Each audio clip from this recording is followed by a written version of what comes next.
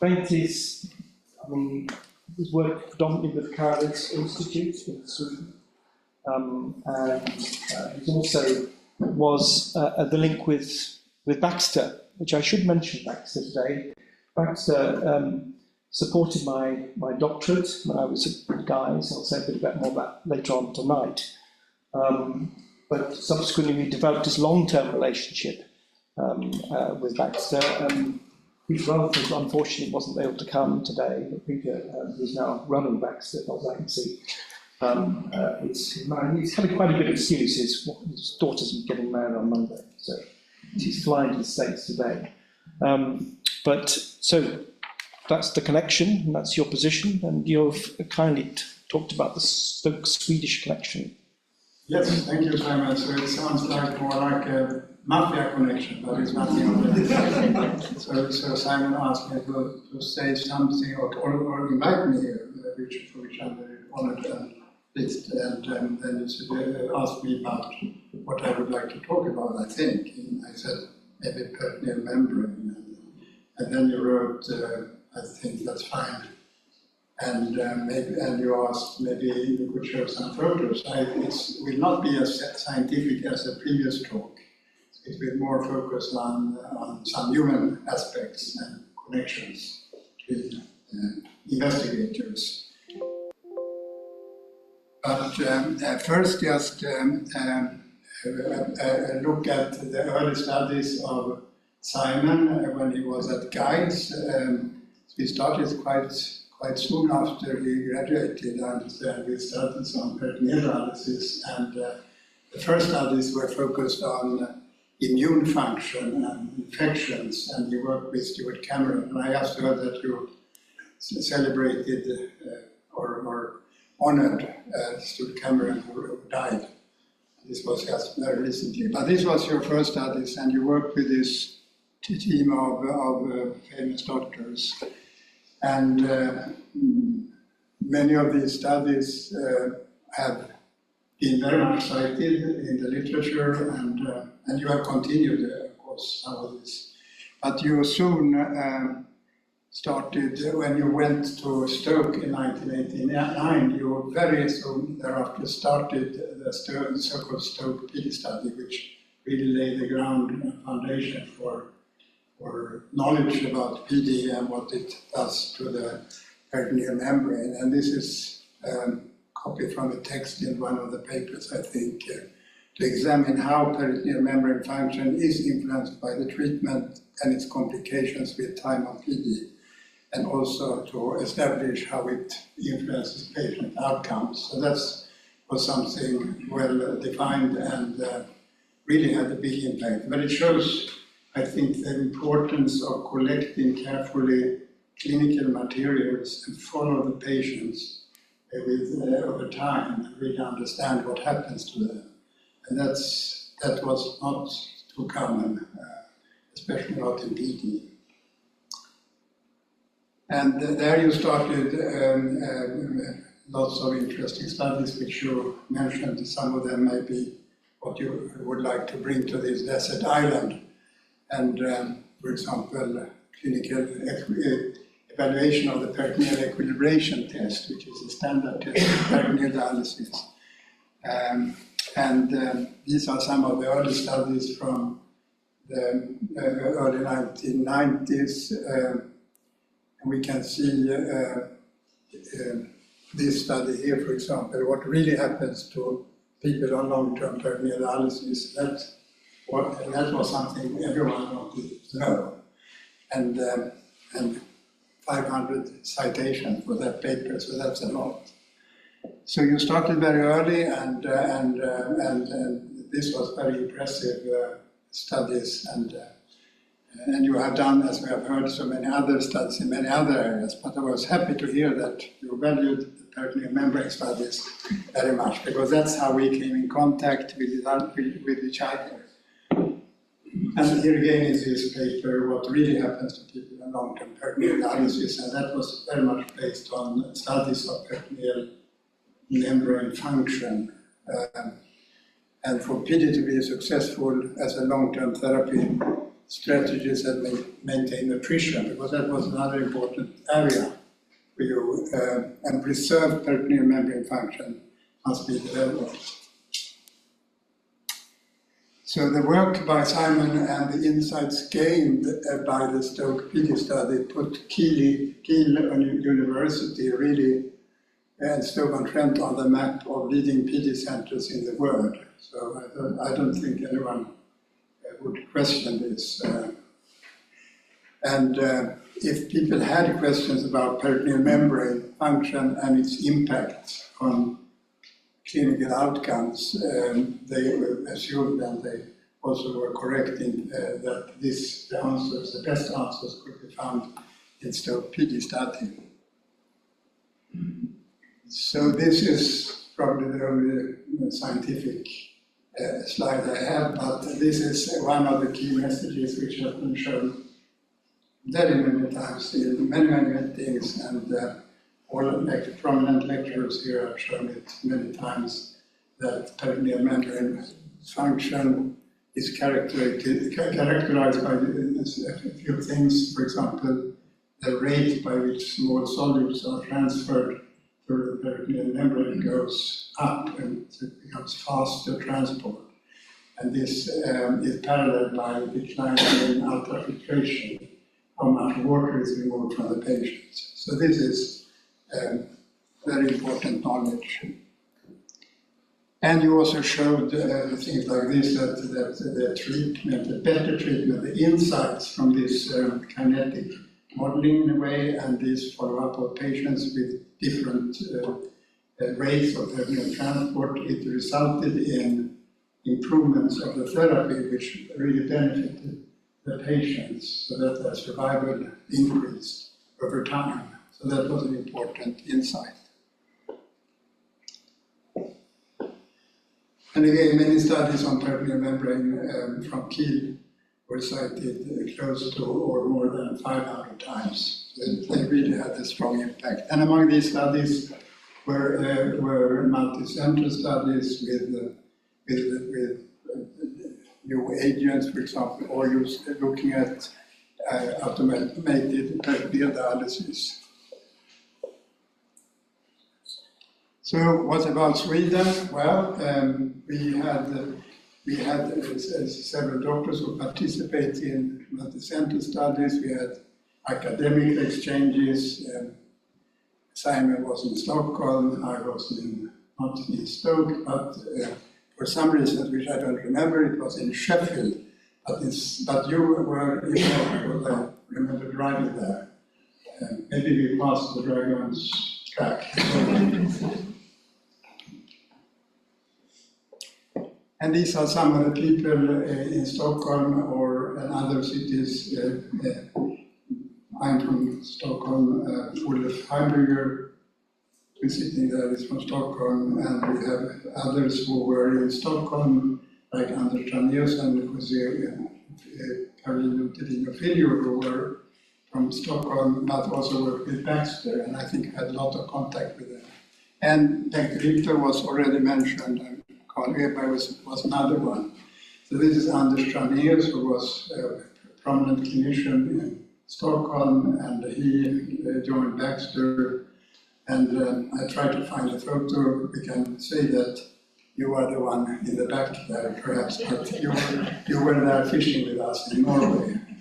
So that was nice memory. I wonder where that photo is.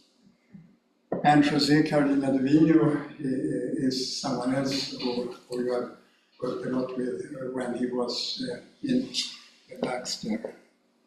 And these are some of the many studies with Swedish connections from 2001 to 2011 or 21 probably, this genome-wide.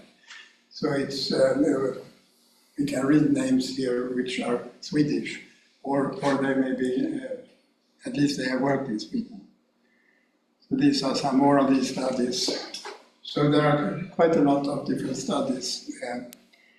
And Bengt Rippe was mentioned previously, and he was a good friend also of me and Olle Heimburger, and he had a strong impact on many of us here, because of his understanding of the so-called three-pore theory, which essentially was that water passes through cells without bringing with them solutes like sodium. So when we had made studies in Stockholm, I and Olle, showing that there was a so-called decline in dialysate sodium concentration, then he got extremely happy and he was quite jumped and he said, "This is fantastic and thank you very much." And we really didn't understand why it was so fantastic, but he predicted by mathematical modeling that there was something called aquaporins, which were these water-only parts of the cell which led through the water. But he had a lot of impact on the peritoneal membrane modeling. He was teaching and lecturing in many meetings, for example, in meetings in Stockholm and other places. And you had some, not many publications, but several, so it was more, let's say, intellectual stimulus.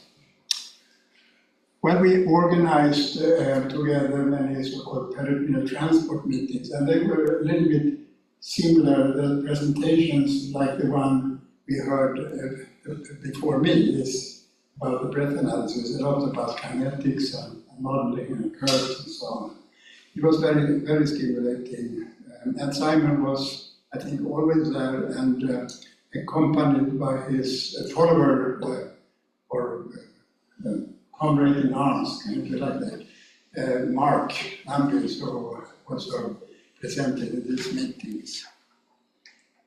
And through these meetings we came in contact with many other shared friends, like people from Warsaw, some of them mentioned here, and also Raymond Credit and Dick Sturp in Amsterdam. So they were very analysts in our meetings.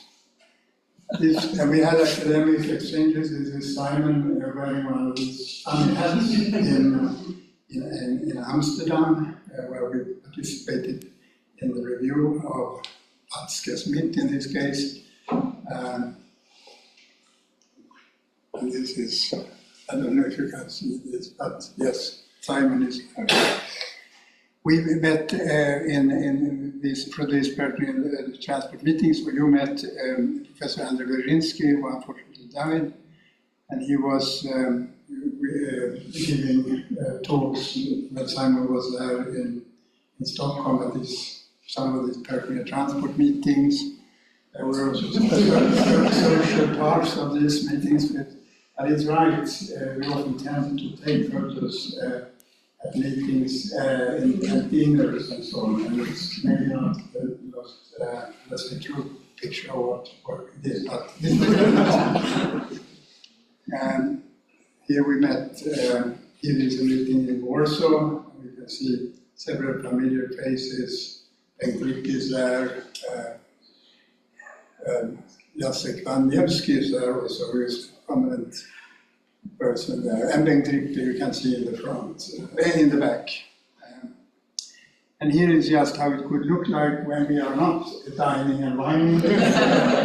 So we sit and listen to lectures, and very few seem to fall asleep. And here we see Bengt Rippe explaining his three-pore model, and everyone is listening.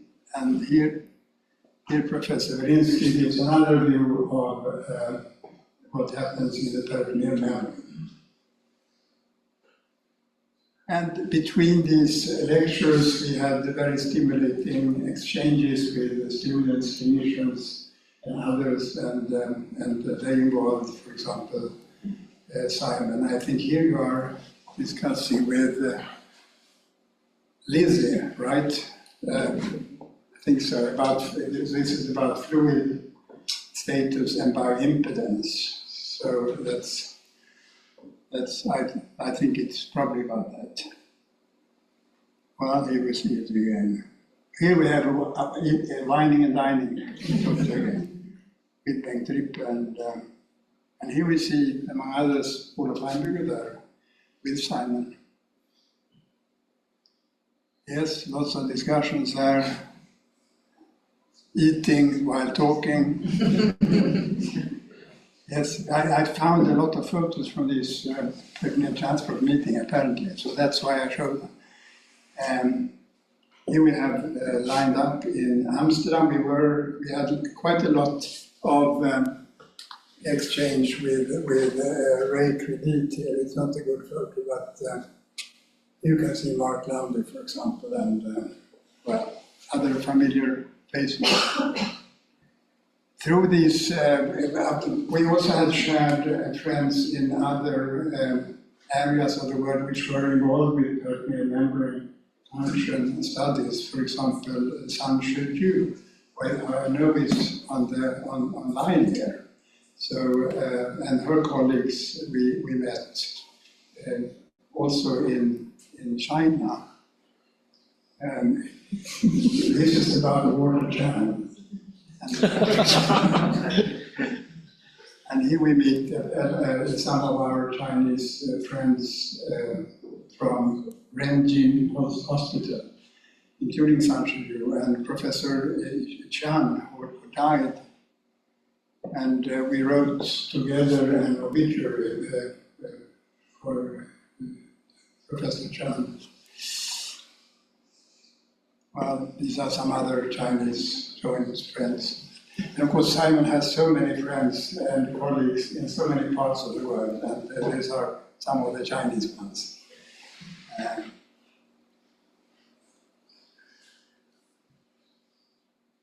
See now if it's moving.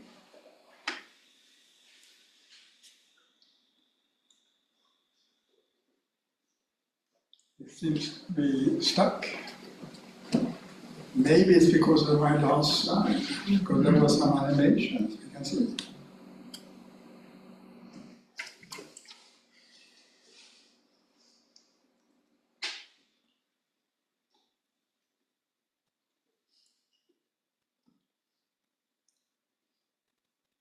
I checked that. It was a funny slide, I think. Let's see if it's possible to get it. This last one there. Yeah. Well, anyway, it's been a pleasure to know you, Simon. It's been a pleasure to have these contacts. Let's see now if it works. Do you think?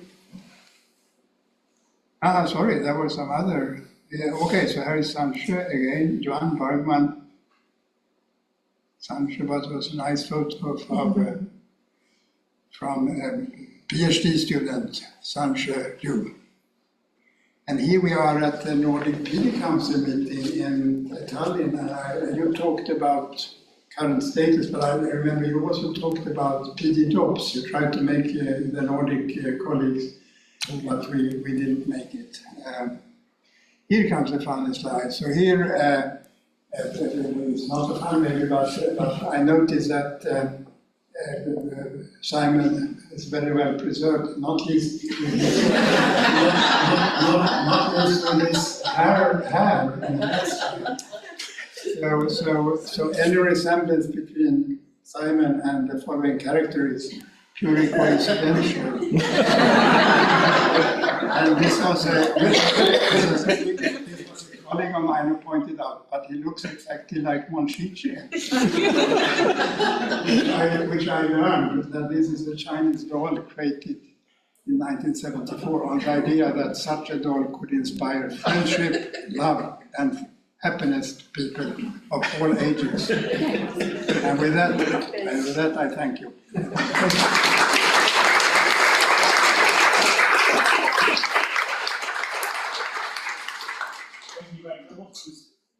What was I was hoping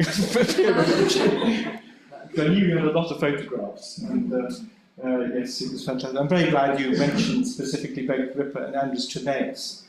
Bengt Rippe, actually, he was phenomenal. He really explained to me how that worked. He took time out to really explain the physiology, and then what we did, rather than publish with him, as you point out, we didn't do much. We took it and we tested it. We took the maths and we went through the peritoneal membrane demonstrated that actually it works very well. Of course, the most recent publication around the genetics of the aquaporin pathway is a natural outcome of that work with him. Tranaeus was a hugely influential person in peritoneal dialysis. He was actually, although he was a paediatric nephrologist working in Stockholm, but he was an adult nephrologist, but he was working with pediatric PD as well. Okay, so he did both. So thank you very much. So then eventually he went to work for Baxter, and he was a fantastic influence on that company. And certainly, I can't see where Nick Topley is, but Nick and I certainly remember many visits to Japan, don't we? When we would spend time. He went eventually across from Europe to Japan, and then eventually to China, actually. And so a lot of those links were made with him. And he's very sad that he died at Germany, he should have done.